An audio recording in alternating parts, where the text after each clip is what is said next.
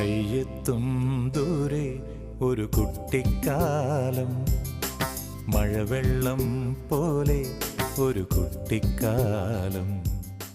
എന്തിഷ്ടമാണെനിക്കെന്നോ ഈ ഗ്രാമമെന്തിഷ്ടമാണെനിക്കെന്നോ, എന്തിഷ്ടമാണെനിക്കെന്നോ ഈ ഗ്രാമമെന്തിഷ്ടമാണെനിക്കെന്നോ. നമ്മളെ സന്തോഷപ്പെടുത്തിയും സ്നേഹിച്ചും വീണ്ടും ഓണം വന്നിരിക്കുന്നു.